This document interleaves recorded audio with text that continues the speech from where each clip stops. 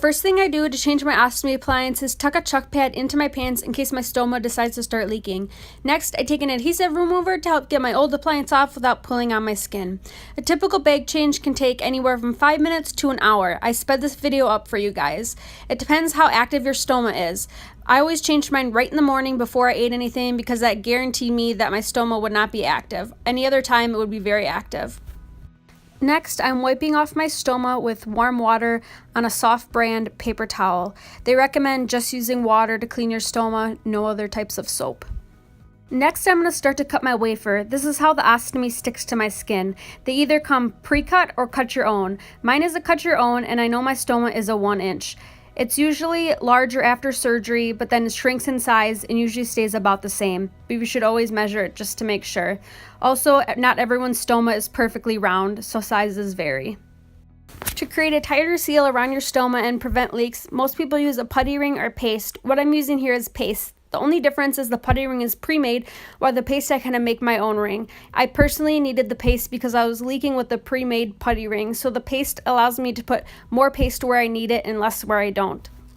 Now I'm just putting paste all around my stoma. I'm using a wet Q-tip to help pat it down because the paste is very sticky.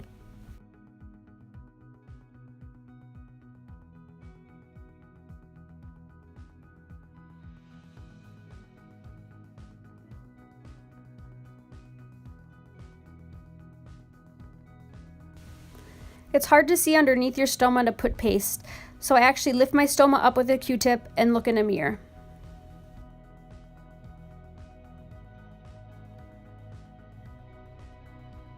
The paste is also a lot more time consuming versus the pre-made putty rings.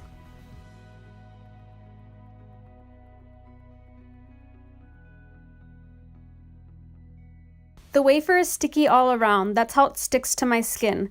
I have to lift up my stoma with a Q-tip to put it through the wafer hole because my stoma kind of droops. Next, I'm just putting light pressure all around the wafer to make sure there's a good seal.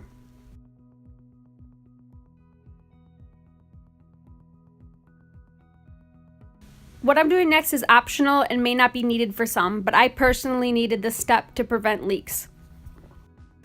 So I'm just putting paste all around my stoma after I get the wafer on. There's lots of different ostomy supplies. What works for one will not work for others, so it's a trial and error until you find something that works for you. I use a 2-piece ostomy appliance, which means the wafer and the bag are 2 separate pieces. There are also 1-piece appliance, which means the wafer is attached to the bag. I prefer a 2-piece appliance because I can see what I'm doing better. Also, it allows me to just change the bag if I want a fresh bag, versus a 1-piece appliance. If I wanted a new bag, I'd have to take off everything. With the 2-piece, I can just snap off the bag. You should change your whole appliance about every 5 days, but that also varies.